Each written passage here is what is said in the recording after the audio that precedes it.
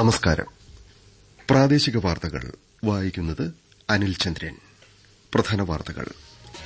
പ്രധാനമന്ത്രി നരേന്ദ്രമോദിയും Russian president Vladimir പുടിനും ഉഭയകക്ഷി ബന്ധങ്ങളും പങ്കാളിത്തവും ശക്തമാക്കാൻ പ്രതിബദ്ധത അറിയിച്ചു. ലോക്സഭാ പ്രതിപക്ഷ നേതാവ് രാഹുൽഗാന്ധി ഉന്നയിച്ച ആരോപണങ്ങൾ സത്യപ്രസ്താവനയായി സമർപ്പിക്കണമെന്ന് തെരഞ്ഞെടുപ്പ് കമ്മീഷൻ. 79ാം സ്വാതന്ത്ര്യദിനത്തോടനുബന്ധിച്ച് ഹർ ഘർ തിരംഗ ഹർ ഘർ സ്വച്ഛതാ ക്യാമ്പയിൻ രാജ്യത്ത് പുരോഗമിക്കുന്നു. വോട്ടർ പട്ടിക പുതുക്കലിന്റെ ഭാഗമായി സംസ്ഥാനത്ത് തദ്ദേശ സ്ഥാപനങ്ങൾ ഇന്നും നാളെയും തുറന്ന് പ്രവർത്തിക്കും. ബാങ്കോക്കിൽ അണ്ടർ-19 ഏഷ്യൻ ബോക്സിംഗ് ചാമ്പ്യൻഷിപ്പിൽ 7 വനിതകൾ ഉൾപ്പെടെ 10 ഇന്ത്യൻ ബോക്സർമാർ ഫൈനലിൽ. വാർത്തകൾ വിശദമായി. പ്രധാനമന്ത്രി നരേന്ദ്രമോദിയും റഷ്യൻ പ്രസിഡന്റ് വ്ളാഡിമിർ പുടിനും ഇന്നലെ വിശദമായ ടെലിഫോൺ സംഭാഷണം നടത്തി. ഇരു രാജ്യങ്ങൾക്കുമിടയിലെ ഉഭയകക്ഷി ബന്ധങ്ങൾ അവലോകനം ചെയ്ത മോദിയും പുടിനും തന്ത്രപരമായ പങ്കാളിത്തം കൂടുതൽ ശക്തമാക്കാൻ പ്രതിബദ്ധത അറിയിച്ചു. വ്ളാഡിമിർ പുടിന്റെ ഇന്ത്യാ സന്ദർശനത്തിന് കാത്തിരിക്കുകയാണെന്ന് പ്രധാനമന്ത്രി സംഭാഷണത്തിൽ അറിയിച്ചു. ഉക്രൈനിലെ ഏറ്റവും പുതിയ സംഭവവികാസങ്ങൾ പങ്കുവച്ച പുടിനോട് നന്ദി അറിയിക്കുന്നതായി പ്രധാനമന്ത്രി സാമൂഹ്യ മാധ്യമത്തിൽ കുറിച്ചു. റഷ്യൻ പ്രസിഡന്റ് വ്ളാഡിമിർ പുടിനുമായി ഈ മാസം 15-ന് അലാസ്കയിൽ കൂടിക്കാഴ്ച നടത്തുമെന്ന് യുഎസ് പ്രസിഡന്റ് ഡൊണാൾഡ് ട്രംപ് അറിയിച്ചു. ട്രംപ് അധികാരത്തിൽ തിരിച്ചെത്തിയ ശേഷം ആദ്യമായാണ് അമേരിക്ക റഷ്യ ചർച്ച നടത്തുന്നത്. ലോക്സഭാ പ്രതിപക്ഷ നേതാവ് രാഹുൽഗാന്ധി വാർത്താസമ്മേളനത്തിൽ ഉന്നയിച്ച ആരോപണങ്ങൾ സത്യപ്രസ്താവനയായി സമർപ്പിക്കുകയോ അല്ലാത്തപക്ഷം രാഷ്ട്രത്തോട് ക്ഷമാപണം നടത്തുകയോ വേണമെന്ന് തെരഞ്ഞെടുപ്പ് കമ്മീഷൻ ആവശ്യപ്പെട്ടു. വോട്ട് മോഷണം സംബന്ധിച്ച പ്രതിപക്ഷ നേതാവിന്റെ ആരോപണങ്ങൾ കമ്മീഷൻ പാടെ നിരാകരിച്ചു. Desk report. സത്യപ്രസ്താവന ഒപ്പിട്ട് നൽകുന്നില്ലെങ്കിൽ അതിനർത്ഥം രാഹുൽഗാന്ധി ഉന്നയിച്ച ആരോപണങ്ങൾ യുക്തിരഹിതവും അതിൽ അദ്ദേഹത്തിന് വിശ്വാസമില്ലെന്നുമാണെന്ന് സാമൂഹ്യമാധ്യമക്കുറിപ്പിൽ തെരഞ്ഞെടുപ്പ് കമ്മീഷൻ വിലയിരുത്തി. 36 സംസ്ഥാനങ്ങളിലും കേന്ദ്രഭരണ പ്രദേശങ്ങളിലും ലോക്സഭാ തെരഞ്ഞെടുപ്പിന് വോട്ടർ പട്ടിക തയ്യാറാക്കിയപ്പോൾ കോൺഗ്രസ് ഒരു പരാതി പോലും ഉന്നയിച്ചിട്ടില്ല. രാഹുൽഗാന്ധി ഇതിനു മുൻപും കമ്മീഷനെതിരെ പല ആരോപണങ്ങളും ഉന്നയിച്ചിട്ടുണ്ടെന്നും എന്നാൽ ഒന്നുപോലും രേഖാമൂലം നൽകിയിട്ടില്ലെന്നും സാമൂഹ്യമാധ്യമക്കുറിപ്പിൽ കമ്മീഷൻ വിശദീകരിച്ചു. 2024 ഡിസംബറിൽ മഹാരാഷ്ട്ര തെരഞ്ഞെടുപ്പ് വിഷയം ഉന്നയിച്ചപ്പോൾ ആ മാസം തന്നെ കമ്മീഷൻ മറുപടി നൽകിയിട്ടുണ്ട്. അത് കമ്മീഷൻ വെബ്സൈറ്റിൽ ലഭ്യമാണ്. എന്നാൽ തെരഞ്ഞെടുപ്പ് കമ്മീഷൻ ആ വിഷയത്തോട് പ്രതികരിച്ചിട്ടില്ലെന്നാണ് രാഹുൽഗാന്ധിയുടെ ആരോപണമെന്നും കുറിപ്പിൽ പറയുന്നു. 79ാം സ്വാതന്ത്ര്യദിനത്തിന്റെ ഭാഗമായി ഹർ ഘർ തിരംഗ ഹർ ഘർ സ്വച്ഛതാ ക്യാമ്പയിൻ രാജ്യത്ത് പുരോഗമിക്കുന്നു. ദേശീയ പതാകയുമായി ജനങ്ങളുടെ ആത്മബന്ധം ശക്തിപ്പെടുത്താനും അറിവ് പകരാനും രാഷ്ട്രനിർമ്മാണത്തിലെ ജനകീയ പങ്കാളിത്തത്തിന് കരുത്തേകാനും ലക്ഷ്യമിട്ടാണ് ഈ മാസം 2 മുതൽ സ്വാതന്ത്ര്യദിനം വരെ രാജ്യവ്യാപക ക്യാമ്പയിൻ സംഘടിപ്പിക്കുന്നത്. സംസ്ഥാനങ്ങളിൽ ഗവൺമെന്റ് ഓഫീസുകളും വിദ്യാഭ്യാസ സ്ഥാപനങ്ങളും എൻജിഒകളും ക്യാമ്പയിനുമായി ബന്ധപ്പെട്ട ശുചീകരണമടക്കം പ്രവർത്തനങ്ങൾ നടത്തിവരികയാണ്. ഹർ ഘർ തിരംഗ ഹർ ഘർ സ്വച്ഛതാ ക്യാമ്പയിന് കോഴിക്കോട് കൊയിലാണ്ടി നഗരസഭയിൽ തുടക്കമായി. നഗരസഭാ സെക്രട്ടറി എസ് പ്രദീപിൽ നിന്ന് chairperson Sudha Kizhakkepat campaign poster ഏറ്റുവാങ്ങി പരിപാടി ഉദ്ഘാടനം ചെയ്തു. സ്വാതന്ത്ര്യം പോലെ ശുചിത്വവും പ്രധാനമാണെന്ന സന്ദേശമുയർത്തിയാണ് ഹർ ഘർ തിരംഗ ക്യാമ്പയിൻ സംഘടിപ്പിക്കുന്നത്. 720 കോടിയിലധികം യാത്രക്കാർക്ക് ലോകത്തെ ഏറ്റവും കുറഞ്ഞ നിരക്കിൽ ഗതാഗത സേവനം നൽകുന്ന സംവിധാനമാണ് ഇന്ത്യൻ റെയിൽവേയെന്ന് കേന്ദ്രമന്ത്രി അശ്വിനി വൈഷ്ണവ് രാജ്യസഭയിൽ പറഞ്ഞു.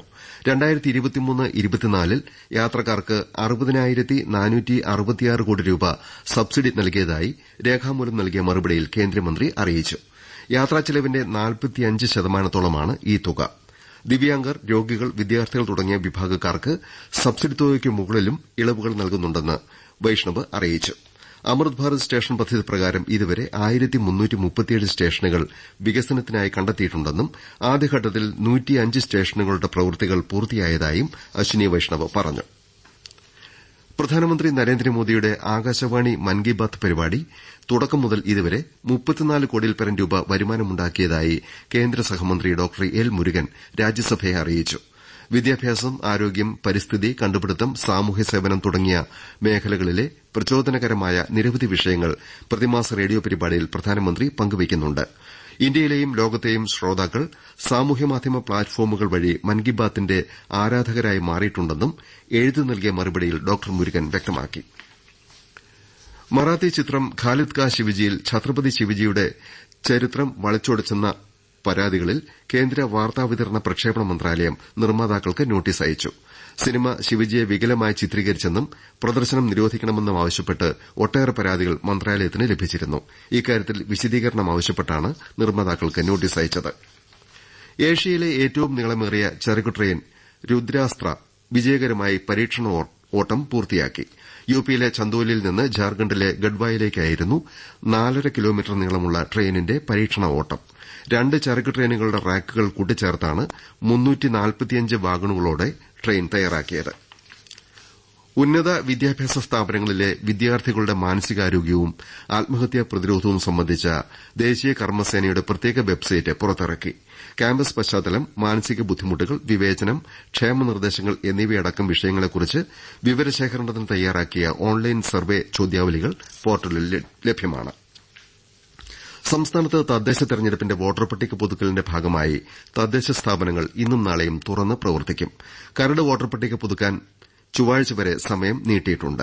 2025 ജനുവരി 1-നകം 18 വയസ്സ് പൂർത്തിയാക്കിയവർക്ക് വോട്ടർ പട്ടികയിൽ പേര് ചേർക്കാം. അന്തിമ വോട്ടർ പട്ടിക ഈ മാസം 30-ന് പ്രസിദ്ധീകരിക്കും. പ്രാദേശിക വാർത്തകളാണ് കേൾക്കുന്നത്. മണിപ്പൂരിലെ ലോക്തക് തടാകത്തെ ആഗോള വിനോദസഞ്ചാര കേന്ദ്രമാക്കി മാറ്റുന്ന പ്രവർത്തനത്തിന് കൂടുതൽ പ്രാധാന്യം നൽകണമെന്ന് കേന്ദ്ര സഹമന്ത്രി സുരേഷ് ഗോപി ആവശ്യപ്പെട്ടു. മണിപ്പൂരിൽ നടപ്പാക്കിവരുന്ന കേന്ദ്ര പദ്ധതികളുടെ അവലോകന യോഗത്തിൽ പങ്കെടുക്കുകയായിരുന്നു അദ്ദേഹം. വിഷ്ണുപൂരിലെ അവലോകന യോഗത്തിൽ വടക്കുകിഴക്കൻ മേഖലയെ പരിവർത്തനപ്പെടുത്തുന്നതിലെ പ്രധാനമന്ത്രിയുടെ കാഴ്ചപ്പാടുകൾ സുരേഷ് ഗോപി എടുത്തു പറഞ്ഞു.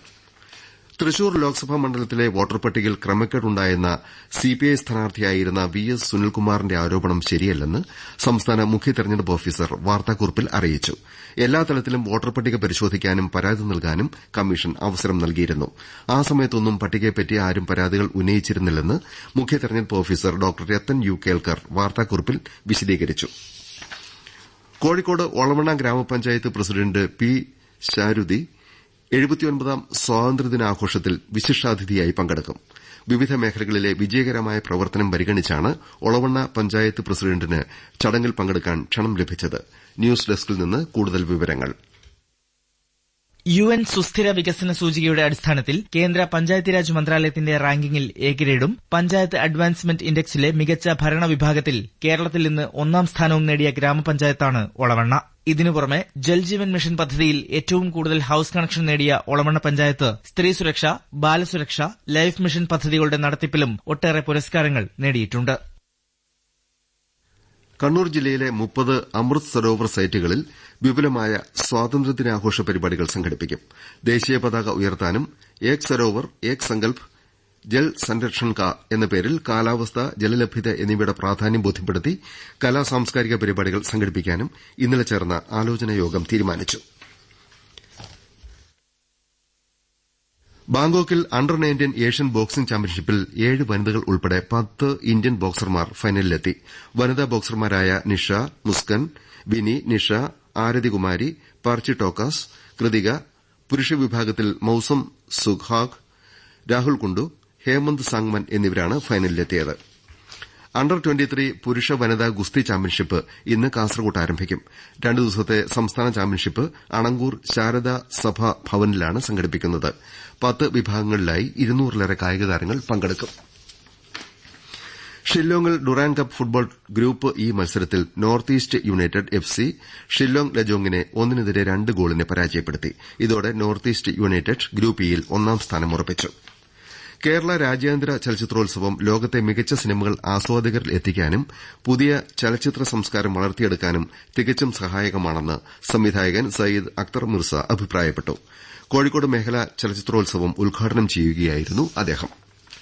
ലഹരിക്കെതിരായ ബോധവൽക്കരണത്തിന്റെ ഭാഗമായി ആകാശവാണി കണ്ണൂർ നിലയവും എക്സൈസ് വകുപ്പും കോളേജ് വിദ്യാർത്ഥികൾക്കായി സംഘടിപ്പിച്ച ശബ്ദ സന്ദേശ മത്സരത്തിൽ തളിപ്പറമ്പ് സർ സയ്യിദ് കോളേജ് 1ാം സ്ഥാനവും പയ്യന്നൂർ കോളേജ് 2ാം സ്ഥാനവും നേടി. പ്രധാന വാർത്തകൾ വീണ്ടും.